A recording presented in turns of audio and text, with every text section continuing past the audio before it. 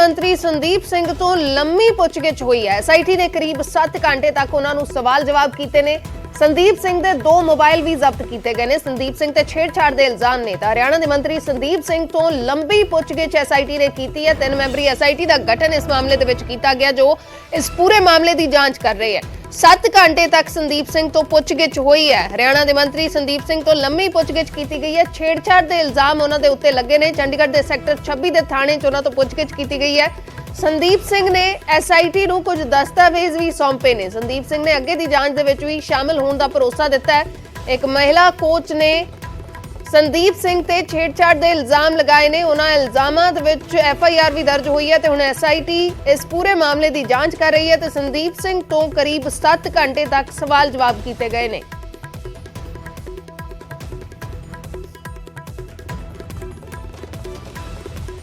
अंकित दुदानी मेरे सहयोगी जुड़े ने। अंकित, क्या कुछ आपके पास पूरी जानकारी, क्या कुछ सवाल संदीप सिंह से किए गए हैं?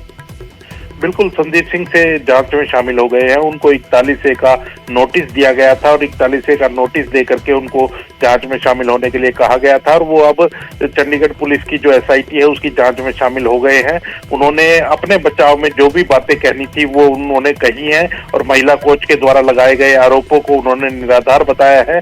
उनके दो मोबाइल थे वो भी एसआईटी ने रख लिए हैं और उसमें जो डाटा है या जो डाटा डिलीट हो गया है उसको भी रिकवर करने की कोशिश की जाएगी और उसमें से फिर निकल करके सामने आएगा क्या महिला कोच द्वारा जो आरोप लगाए गए हैं वो क्या सच हैं या झूठे हैं।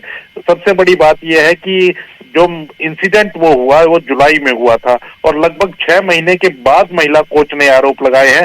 तो इस वजह से कहीं ना कहीं जो उनके आरोप हैं वो कहीं ना कहीं कमजोर पड़ जाते हैं। तो इसी वजह से उन्होंने इस बात की भी दलीलें दी है कि अगर इंसिडेंट उनके साथ हुआ था तो 6 महीने के बाद वो सामने क्यों आई। तो वो बातें भी उन्होंने संदीप सिंह ने अपने बयानों में एसआईटी के सामने रखी है और ये भी कहा गया है कि आने वाले समय के अंदर जब भी एसआईटी बुलाएगी तो वो जांच के अंदर शामिल होंगे।